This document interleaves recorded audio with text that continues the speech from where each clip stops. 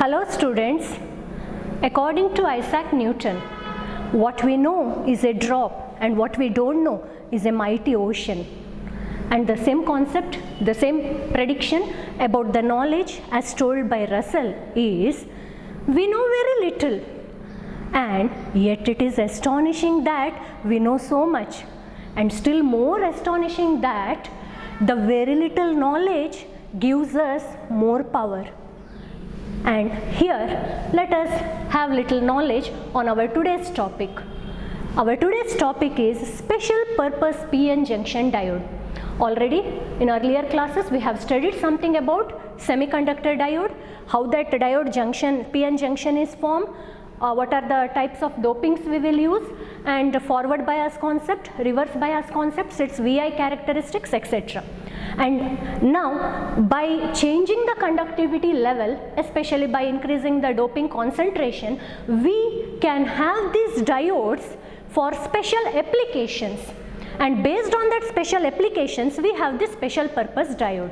And students, one special purpose diode already we have studied in earlier class, that one was Zener diode. Note down this, students. So the special purpose PN junction diode, the first one is Zener diode. What is its speciality? It is a heavily doped PN junction and it is operating under reverse bias. Heavily doped, we are operating it under reverse bias, and it is used as voltage regulator.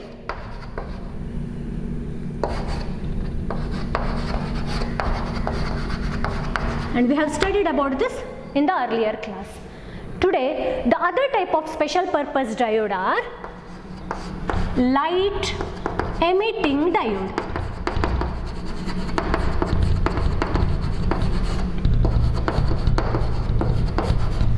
Commonly it is called as LED. We are familiar with it, LED lamp, etc.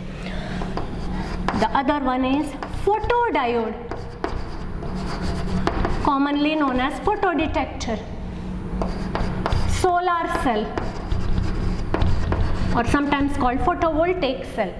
Now here, these three diodes, the speciality is here charge carriers are generated with the help of light, that is photons. So these are called as optoelectronic devices. What are optoelectronic devices? Optoelectronic devices convert light signal into electrical signal or electrical signal into light signal, vice versa. Give an example. Example are LEDs, light emitting diode, photodiode and solar cell. So we will study about these three today. So let us start with light emitting diode. Make a note of this, students. What are special purpose diode? Mention them. And what are optoelectronic devices? Speciality of optoelectronic devices, here charge carriers are generated with the help of photons. Photons means what? Ordinary light radiation. So let us study about LED.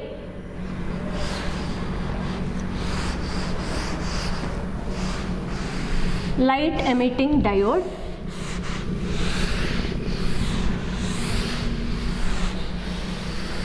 Now what is this LED? It is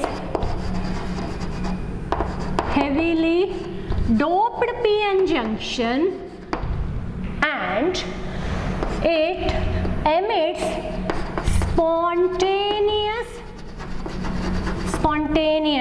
continuous light radiation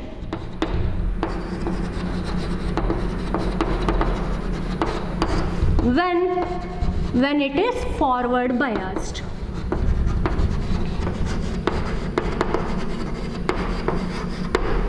What is LED?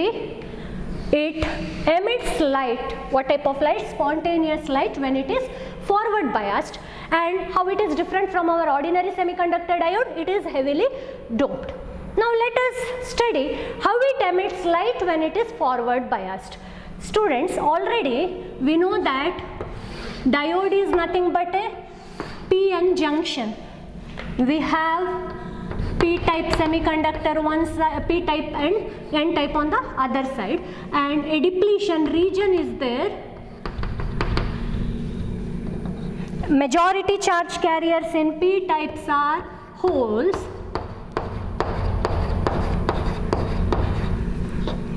and minority charge carriers here are electrons. And here electrons are majority charge carriers in N side,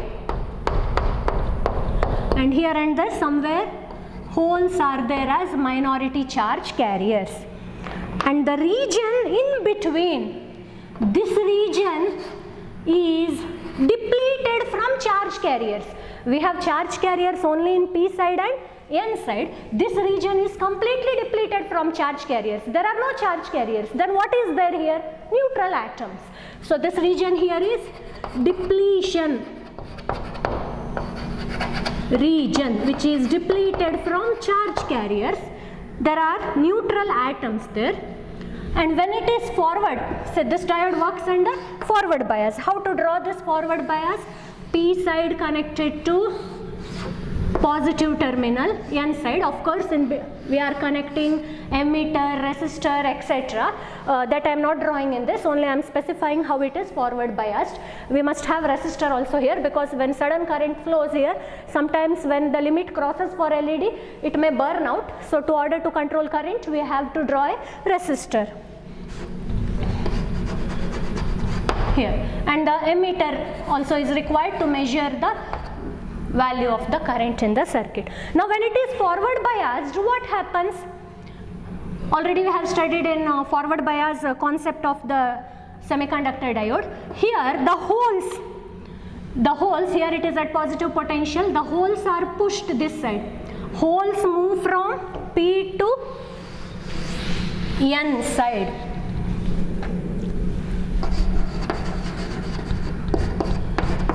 P to N side. So holes cross this junction and just gets accumulated here. Holes of P had accumulated at N side, and this is at negative potential. So here electrons are repelled, and these electrons cross the junction, and electrons gets accumulated near the depletion region here. So where this electrons of N side will move, from N side moves from N to P side. Now near this depletion region, in the P side we have electrons, and near this depletion region in the N side what we have? Holes. Now what happens is, here the majority charge carriers are holes. Now electron has come here. These electrons will take the site of the holes and tries to get neutral. Recombination will take place here. So near the junction, which junction? PN junction. Near the junction what happens? Recombination of holes and electrons takes place.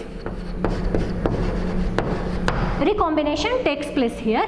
When this electrons takes the site of the hole, energy is released. The energy released is of the order of energy gap. Already we have studied the concept of energy gap in our band theory. We have two bands, valence band and conduction band.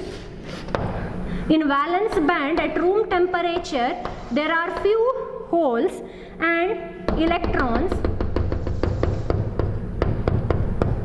In conduction band, which is at higher energy level or higher energy side, at room temperature, how many holes are there here? That many electrons will be here. Electron hole pair is created due to the breakage of covalent bond. Number of holes equal to number of electrons because of breakage of covalent bond, and also because of the conductivity, doping concentration concept, we have still few electrons here, more free electrons in the conduction band. Now when recombination takes place, I have told students that here holes and electrons recombination takes place. This recombination is not this holes and electrons in the valence band. Recombination takes place of the electrons and holes are of electrons of conduction band will combine with the holes of valence band. Means electron comes from conduction band to valence band. In how these electrons went here, earlier electrons were here, it gained energy. Whenever electron jumps from lower energy level to higher energy level, it should get energy. How much energy it got? When electron which was here in valence band, it gained energy equal to the energy gap value. That much energy it got it and it went to conduction band. Now it comes back from conduction band to valence band. The transition is reverse now here. When it comes back, how much energy it gained earlier, that much energy it will emit. So earlier it gains energy while going. How much energy it gains is equal to energy gap of that material. And now when it comes from conduction band to valence band and here recombination takes place, it will emit energy. How much energy it will emit? Energy is equal to Eg. And this energy emitted will be in the form of a photon, light photon. And this photon has energy, I can write E equal to h nu. This E equal to h nu will be nearly equal to Eg. Now this photon has energy and that energy has frequency. Now in our electromagnetic waves we have variation of frequency. The region which comes between our visible range, the frequency of the light which comes under visible range, that light is visible for us. So here in LED, this portion is made transparent so that light can come out from there. Here a transparent material is put there so that when here recombination takes place, whatever photon is emitted with particular energy E equal to h nu, such that it's nu. For LED, the condition what we have to select is, the materials what we are selecting for preparing LED is such that this frequency of the emitted light must be in our visible region. Then only we can, then only it will glow, we can see it's shining. Otherwise, if this frequency comes under infrared, ultraviolet, X-rays, etc., we cannot see the light or we cannot see that LED is shining. So here, how to select this? It is selected by selecting the material of the semiconductor and selecting its doping concentration such that its energy gap should have specific value. And that energy gap value here for the selection is, ideal value is nearly equal to 1.8 electron volt. If the energy gap value is around 1.8 electron volt, whose energy gap value? The materials what we have selected for making LED. Then whatever photon we get when the recombination takes place, that photon has frequency in our visible region. Now here the light which will come out makes us the LED to be visible or LED will glow, and this is the process how LED will give spontaneous light. This happens as long as this biasing is there. Initially when we have very low voltage, small amount of current will flow, small amount of intensity of light will be there, and as you increase the current or here voltage, intensity increases up to one level. When all the recombination takes place, then no charge carriers are there for recombination. After that, still if you increase the input voltage here or input current, then we won't have the intensity. The intensity of the light will not increase. So intensity initially will be slow, then slowly it increases, reaches a saturation value, and after that intensity may come down. So this is the way how intensity versus current. The more and more current flows here in the circuit, more and more intensity of light we get. The current flows here like this. Let this be the intensity of the light. We can say that this intensity of the emitted light is directly proportional to the current. Let us draw that current versus intensity graph.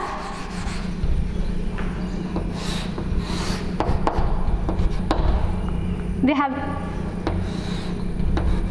voltage along x-axis, current of the order of milliampere in the y-axis here. it is forward bias, voltage versus current. So in forward bias we have this type of graph, and intensity versus current, if I take intensity one side and current, we will get almost proportional, it is almost a straight line. So these all are the basic concepts what you should know in case of LED. LED are highly, it is a highly doped PN junction. When it is forward biased, holes move from P to N side, electrons move from N to P side. So the majority charge carriers from N has moved to P side. Now this is the minority for P and these holes are majority for N. So what happens here? Recombination of the majority and minority carriers takes place, and due to recombination, the recombination is nothing but the electrons, free electrons which were in the conduction band has come to valence band, and there it has taken the site of the hole here, recombination. At that time the energy equivalent to the energy gap has been released in the form of photon, and this photon has energy equal to h nu of particular frequency value. And to get the visible light, the energy gap should be of the order of 1.8 electron volt. For the visible region, the wavelength is around 0.4 micrometer to 0.7 micrometer, and we calculate the energy gap for this particular wavelength. The energy gap comes out to be in the region 1.8 electron volt to 3 electron volt. So we can select the energy gap values within this region and particular semiconductor materials for getting the light under visible region. So the basic, basically the materials which we are using for preparation of LED are gallium arsenide phosphide, gallium arsenide phosphide, and depending upon the doping concentration we can get different colors of light. Now here if I take the doping concentration of phosphide as X, arsenide should be 1 minus X, and if I take X as 0.4,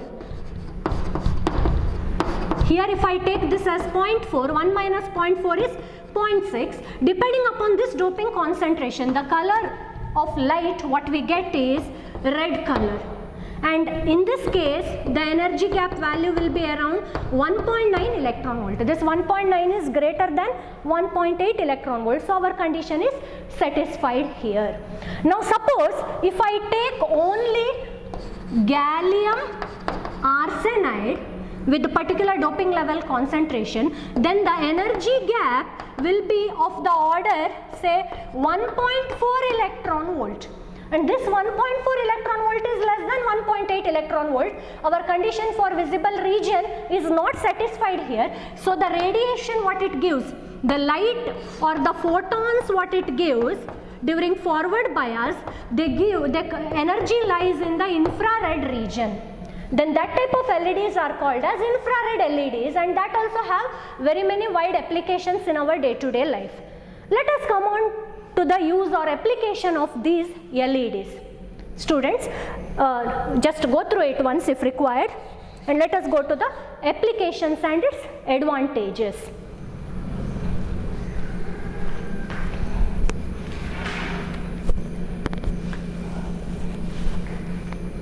The uses or applications of LEDs. LEDs, today it has become famous. We have wide variety of uses. The uses are in display screens, very familiar to us. Traffic signals, that also we know it. Indicators for switching on and off in power supplies.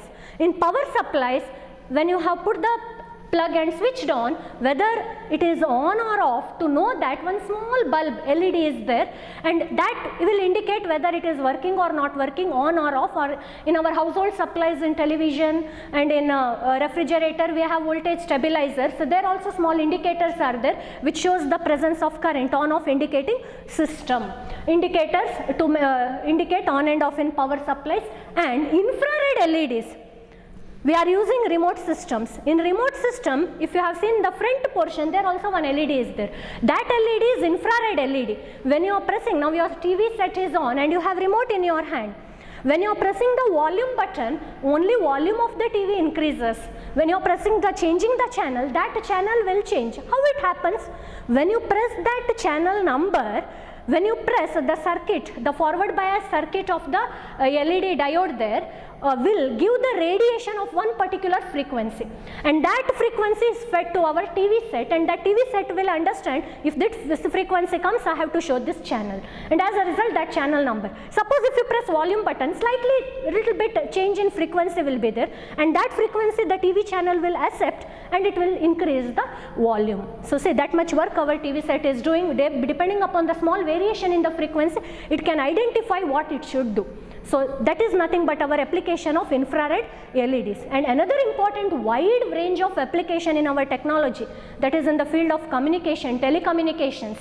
When we have to convert electrical signals into light signals, there this LED will work more. So it is again used in optical communication systems because of its special on-off switching capacity. So optical communication systems, etc., like that we have wide range of users. Next, what is its advantage? Now we have LED, it glows, we get light from it. Even though one small LED will give small amount of light, the reason is LED will consume less voltage and less power. So what we get light, that's brightness also will be less, but when you take multiple LEDs together, it will glow more and the brightness will be more. So now what is its advantage over our incandescent bulb? Our incandescent tungsten filament bulb or tube lights we have, that also glows and it gives us light. Now suppose we manufacture LED system of same power wattage, watts, with respect to the incandescent bulb, our tungsten filament bulb, whose power watt is same as that of LED. How LED is better compared to this incandescent bulb? Let us see. LEDs use low operating voltage. It can work with very low voltage, it can work within voltage less than 5 volt, but our ordinary bulbs cannot work with that 5 volt. And the power consumed is also very less, it consumes less power. And here fast action and no warm up time is required. As soon as you switch on, immediately it becomes on. Who will become on? LED. But in bulb, what happens is when you switch on, little warm up time it takes. First little bit of our energy is wasted as heat energy for warm up, and then it emits light. So little bit of our power energy is wasted in our ordinary bulbs, in tube lights, etc., compared to LED. LEDs have long life and it is having the property of ruggedness. Now what is this ruggedness? I will tell you. Long life. Suppose if our ordinary tungsten filament lamp, if you have bought it from the shop, however care you have taken, if it will damage after 6 months, or its tungsten filament will break up, or something will happen, or our tube light it will gets damaged after 1 year or so, then there is no guarantee for it. No long life guarantee will be given for our ordinary incandescent bulbs, but LEDs manufacturer will give you guarantee more compared to our ordinary bulb, because LEDs because of its more advantage and application use, and the materials what we are using, the semiconducting materials, they are not delicate. They are hard. Ruggedness means it is hard. However roughly we use, nothing damage will take place. In case of our incandescent bulb, suppose if we shake it or if it falls from our hand, the tungsten filament will break up and bulb is damaged. It is not used for anymore. But what happens in LED? If it falls from our hand also, again you can use it. Bandwidth of the emitted light will be nearly in the range of 100 Armstrong unit to 500 Armstrong unit. The range is very small and it remains nearer with the nearer value. It means when LED glows, suppose I have used a particular material selection and its doping concentration, and if it gives the light of red color throughout, some small variation color range will be there, reddish to yellow mixture of colors, but when we see it looks almost red color. So a single color light can be got from using one LED, The single color light, nearly we say that it is monochromatic, not exactly 100% monochromatic, but for manually for our vision it looks like a single color, but in our ordinary incandescent bulb we won't get it. And LEDs have fast on-off switching capacity. Because of this fast on-off switching capacity, it can become on and off very fast, such that in 1 second it has the capacity of on off in nearly 10 billion times. Because of this property, we can use this LED in our telecommunication system for giving the digital signals. Now high signal is taken as 1, low signal is taken as 0. Suppose I want to pass the signal in very small time, 10 to the power minus 8 second or so, 10001 encoding system if I have to give, LED will become on, off, on, off. On means 1, off means 0. So 1010 like that. Switching capacity will be large. Here have fast, not large, fast in case of LED. So students, these are more advantage, most of the advantage in our day-to-day life of LED and the uses. Please make a note of it, and then we will go to our next concept.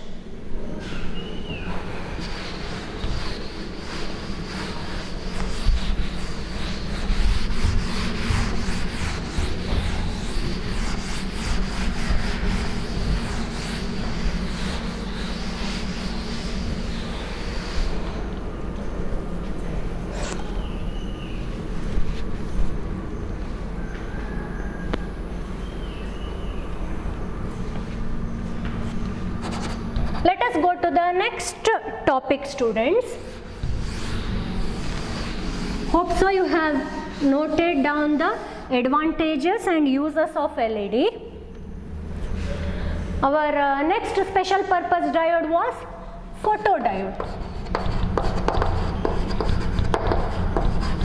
Simply it is also called as photodetector.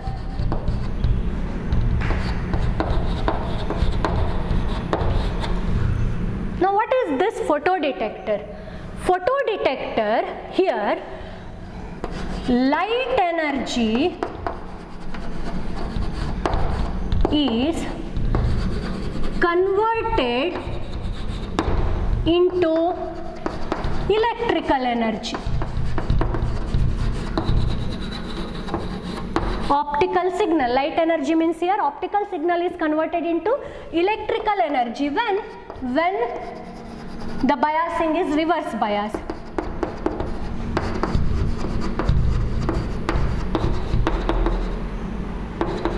So here the name photo stands for light.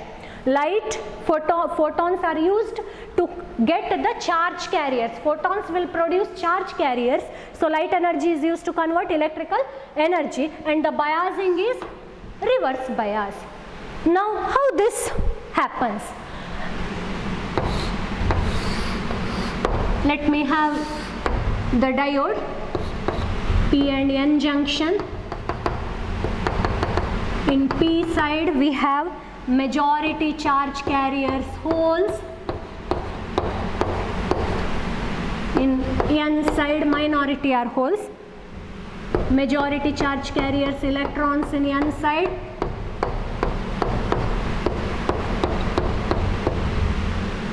And here we have depletion region. Now photodiode works when light falls on it. LED, when it is forward bias, it gives light. The symbol of LED, it is simple. I have not told that time. The symbol of LED is a simple diode, and just two arrow marks. Just two arrow marks shows that this diode emits light. That is nothing but LED, light emitting diode. So in LED, just remember students, a simple diode symbol with the two arrow marks ahead showing like this, that is the symbol for light. Okay. Now here in photodiode, it is not emitting light. Instead, you have to put light on it. Light has to be illuminated. Where you have to put the light? The light should fall on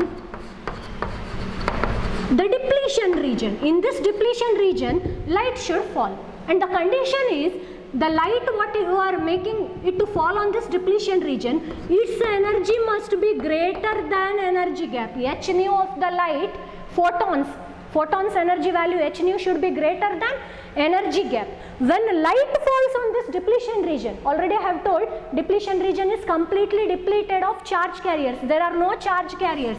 In this depletion region here, when light falls on it, what are there in this depletion region? No charges, only neutral atoms are there.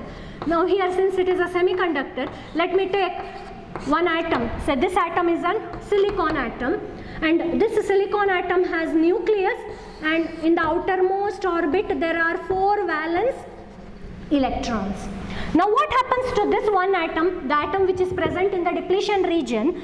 When on this atom light falls, this light has energy equal to h nu. Light means here photon has energy equal to h nu. When one photon hits this electron, electron gains energy from that photon.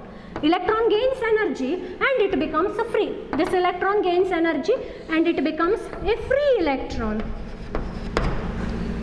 And what happens in this region? When this region, this electron became free electron, it is no more valence electron. Now it went out, and as a result here hole is created.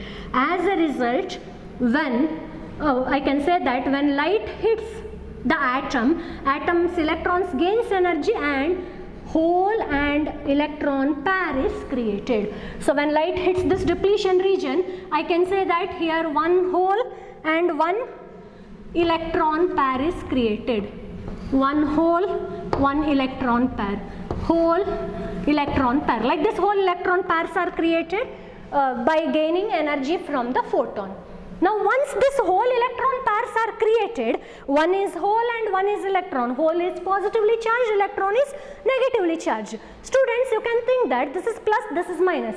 There will be force of attraction. Once this hole and electron is created, why can't it join and recombine again? Yeah, can it join? Of course, but here this recombination is not allowed. Why? In depletion region, this portion is at positive potential. Recall the earlier classes, formation of p-n junction. This region is fully positive potential here. This region is fully negative potential in the depletion region. So electric field is there. In this region there will be electric field, and this electric field, what it will do? It will allow holes to pass in that direction. Movement of holes in the same direction, movement of electrons in the opposite direction. So here electrons will move in the opposite direction. This is the direction of electric field. Electrons move in the opposite direction means electrons go to n side, holes go to p side. So very important concept. When light falls on photodiode, when light falls on photodiode,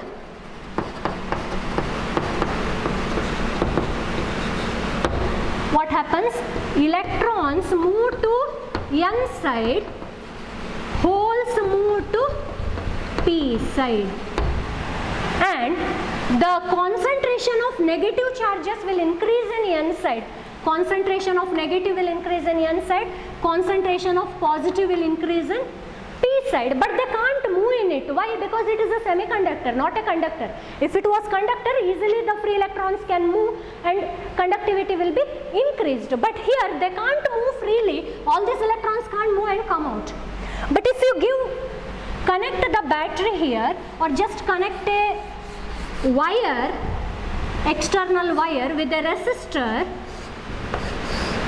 this portion, conducting portion, if you attach to it, what happens? The electrons concentration which will become more in n side, these all electrons can pass through this. Electrons will move like this and again will come like this, and hence current is produced. How current will be produced? Electrons movement will be like this. So current will move in conventional current direction is opposite to the flow of electrons. Small amount of current, but this current is very, very small. It becomes very difficult to detect. For that sake, a particular potential we are applying by giving it a reverse bias. So here P is connected to negative terminal, N is connected to positive terminal, and I have a current meter, a meter, so that the current direction here will remain same. Now initially when no light is put on the diode, diode is not illuminated by the light, say the current the value of the current here, say it is 15 microampere. 15 microampere current is there when no light is incident on the material. The current is of the order of 15 microampere. Now when light is incident on the material, when intensity is 0, current is of the order of 15. Now when I am increasing the intensity, when light is incident, depending upon the intensity, current increases. Say it becomes 17 microampere. Still I am putting more light, I am increasing the intensity. As intensity increases, the current also increases. It will become 20, 25 microampere, etc. So current increases as intensity increases. So this particular diode application is, it is used to detect the intensity. If I have this type of particular circuit and if I keep in a room where there are invisible radiations, when radiations falls on this circuit, especially on the diode, what happens? The value of current increases and we can say that there are some invisible radiations. So it is used to detect the intensity of the light. First one important application of photodiode, it is used to detect the intensity. And one more, it is used to convert optical signal, light signal into electrical signal. And we have device called photometer. Photometer is a device which measures the intensity. Photodiode detects the intensity. Photometer measures the intensity of the incident light. So these are the basic applications, uses of photodiode. And let us draw the graph here. Here reverse bias. So I have to draw reverse bias, voltage along x-axis, current of the order of microampere along y-axis. Now initially when intensity is very, very low, the graph what I get is like this. We are operating only in this saturation region, not in breakdown region. Remember students, reverse bias diagram, if it comes like this, this will be breakdown voltage. So we are operating in our reverse saturation current region. Now this is very low intensity, say I1. Now let me increase the intensity. If I increase the intensity, it becomes I2, higher intensity. The graph, see, earlier the saturation current was this one. Now the saturation current increased. Again, if I increase the intensity, the saturation current again will increase. So like this, as intensity increases, saturation current also increases. This is one main advantage of photodiode. Another special purpose PN junction diode is our solar cell. The working principle remains same as that of photodiode, but main difference is in our photodiode we are giving a biasing. A battery is required to measure the current here, but in solar cell the concept is again here the same phenomenon. First formation of charge carriers are there, generation of charge carriers, then separation and then collection. That three phenomena principle takes place in case of photodiode and also in solar cell. Students, we will continue that in the next class. By then be ready, assignments will be given to you for all the earlier classes and for today's class. Make a note, write the assignments, be happy and be healthy. Thank you.